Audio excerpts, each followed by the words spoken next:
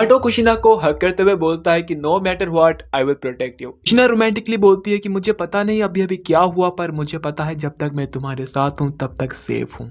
हमारी कहानी की शुरुआत होती है कुशिना उज़ुमाकी से। कुशिना उज़ुमाकी आज बहुत ज्यादा ही खुश थी। क्यों? क्योंकि मिनाटो नामिकाज़े ने फाइनली उसे प्रपोज कर दिया था। एक परफेक्ट लाइफ, एक परफेक्ट जिंदगी जो कि वो हमेशा से चाहती थी। But of course happy ending इतनी जल्दी तो नहीं मिलती। तभी एक मास्क मैन आता है और कुशिना पे अटैक करता है। कुशिना खुद को बचाने की कोशिश करती है बट वो मास्क मैन बहुत ज्यादा ही ताकतवर होता है। वो कुशिना को किडनैप करके वहां से ले जाता है। ये लोग डायरेक्टली ओरोचिमारू के लिए काम करते थे। ओरोचिमारू जो हमेशा से फॉरबिडन जुत्सु और बॉडी मैनिपुलेशन में इंटरेस्ट था, उसे चाहिए था एक नया टेस्ट सब्जेक्ट। क्यों? क्योंकि उसका यामाटो वाला एक्सपेरिमेंट सक्सेसफुल हो चुका है। मतलब याद होगा, तुम सीरीज को फॉलो करते हो तो पता होगा कि ओरोचिमारू ने 100 बच्चों पर एक्सपेरिमेंट किया था ओडरलिस का, और उनमें से सिर्फ एक जिंदा बचा और वो है यामाटो।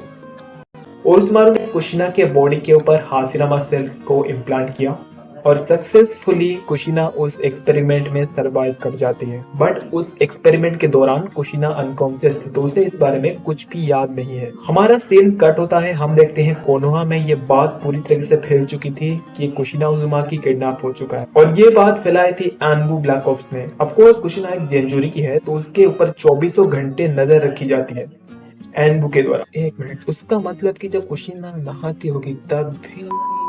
और जब ओरोचिमारू ने कुशिना को किडनैप करने की सोची तब उसने पहले उन अनबू को ठिकाने लगाया, फिर जाके उसने कुशिना को किडनैप किया। तो सिंपल बात है, उनमें से एक अनबू जिंदा बच चुका था और उसने जाके होकागे को कंफर्म कि भाई साहब कुशिना किडनैप हो चुका है। तो अपना थर्ड होकागे मिनाटो नामिकाज़े के साथ कुछ और एलीट शिनोबीज को भेजता है उसे बचाने के लिए। बट मिनाटो इकलौता काफी होता है। मिनाटो ओरोचिमारू का केप में फ्लाइंग राइची का यूज करके घुसता है। मिनाटो कुशिना को बचा लेता है। मिनाटो कुशिना को हक करते हुए बोलता है कि no matter what I will protect you, even the whole world against you still I will protect you. मुझे फर्क नहीं पड़ता पूरी दुनिया तुम्हें जिंजुरी की कहे या फिर कुछ भी, मेरे लिए तुम सिर्फ कुशिना हो और कुछ भी। कुशिना रोमांटिकली बोलती है कि मुझे पता नहीं अभी अभी क्या हुआ, पर मुझे पता है जब तक मैं तुम्हारे साथ हूँ तब तक सेफ हूँ।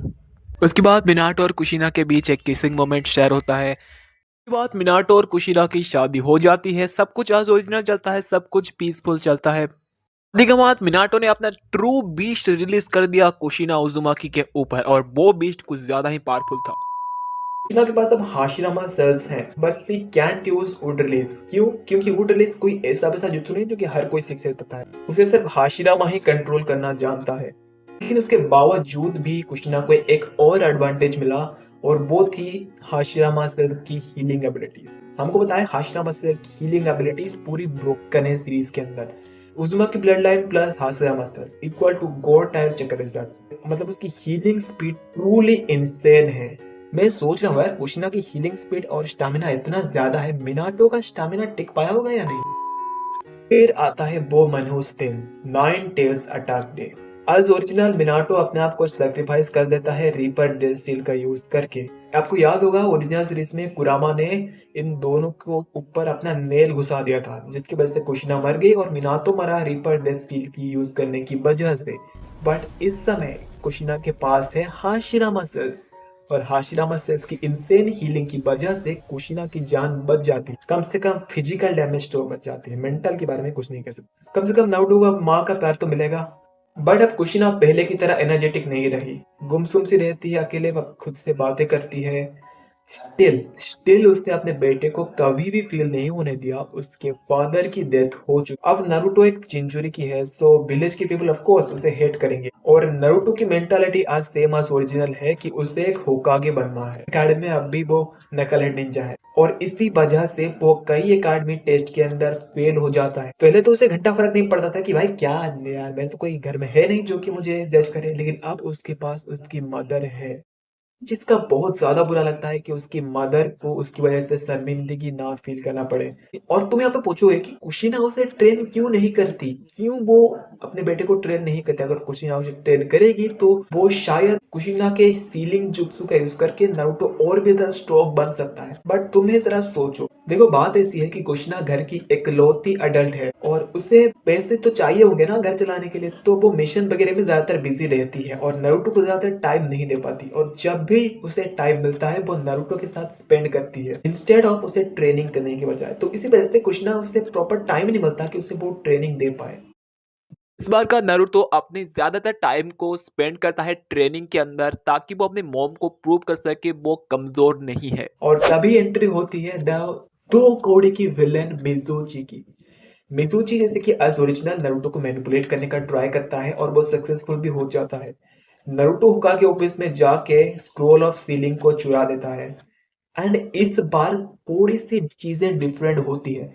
पहले क्या होता है, नारुतो ने मल्टी शैडो क्लोन जुत्सु को सीखा था, बट इस बार उसकी नजर पड़ती है एक और जुत्सु पे जिसका नाम है उड style 4 pillar prison. This jutsu is literally broken. अगर तुमने नारुतो सीरीज शिपुडेन को देखा होगा तो पता होगा कि 4 पिलर प्रिजन कितना खतरनाक वाला टेक्निक है। नारुतो ट्राई मारता है और सरप्राइजिंगली इट्स वर्क। और तुम बोलोगे कि कैसे? नारुतो ने पहली बात ये कि कुशिना के पास थे हाशिरामा सेल्स और उजुमाकी की स्ट्रॉन्ग ब्लड लाइन के चलते नारुतो वो उड स्टाइल एबिलिटी कर पाया। और वो नारुतो अपना स्टाइल ऑफ प्रोग्रेस यार वो कर पाएगा इस चीज। और तुम अगर पूछोगे कि कुशिना के पास वुड रेस कैसे आया, अगर तुम्हारे दिमाग में यही सवाल आया है तो तुमने पक्का वीडियो को स्किप किया है। चुपचाप जाके पहले से देखो।